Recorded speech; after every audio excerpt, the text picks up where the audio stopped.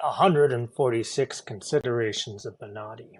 We have these old and ancient and great texts on astrology, written during times of filth, violence, and degeneration, a time when human life was not valued and no one protested genocide on the glowing handheld computers they so innocently called phones, but in reality were just dopamine cortisol delivery systems.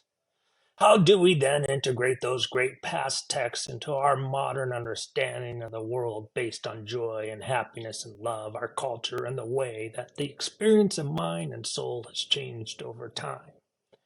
This question leads me to engage in a great endeavor for you, my rarefied and unique followers and appreciators of the craft of hard astrology.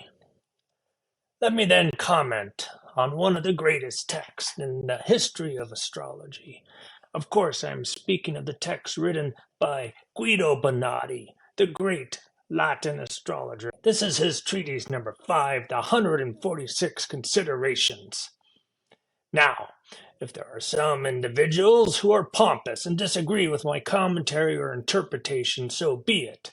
This is my commentary. Please put yours to digital bite and light and express your truth to your adoring fans with your own half-hearted sourcing and fixation on the technical terms according to scholarship, thinking that you know the truth. Me, I'm only but a bit of a soul stuck in a rod and body of meat whose time has not passed. And for this sin and punishment of not having left my body during the glory of my youth, I began to feel the slow death of my body. But the reward I receive is great.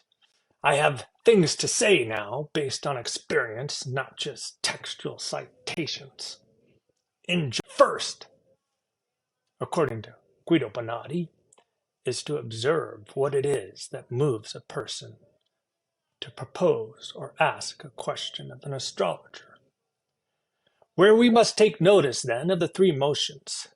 The first of the mind, when a man is stirred up in his thoughts, and then has an intent to inquire. The second of the superior and celestial bodies, so that they at the time imprint on the thing inquired after. What shall become of it?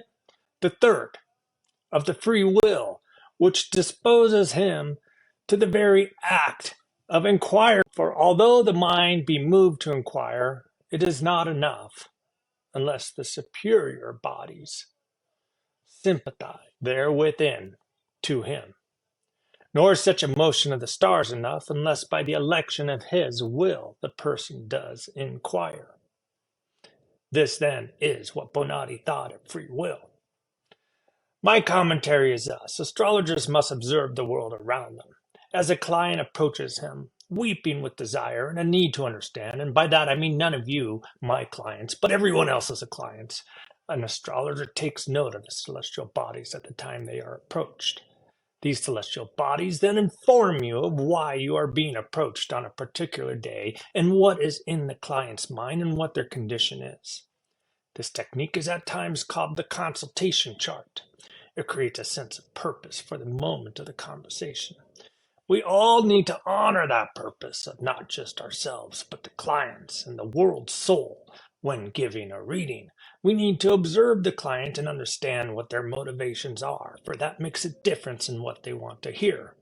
To use astrology in this way is to use it as an instrument of free will, not by deifying deity and fate, or defying the deity, but by harmonizing with it and maximizing your experience and understanding of fate and of how astrology can contribute to you having a great experience of joy and fate in your own life.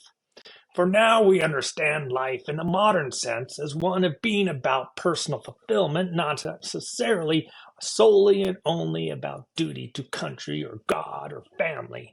Although those things are important, do not get me wrong. But every single person I know wants to have a good and happy life. And astrology is a tool for that, but only if you understand why it is a tool for that. And to understand that, before you give a consultation, I highly recommend you look at the charts at the time of the consultation and come to a better understanding of what is going to be asked of you, the astrologer, by the person approaching.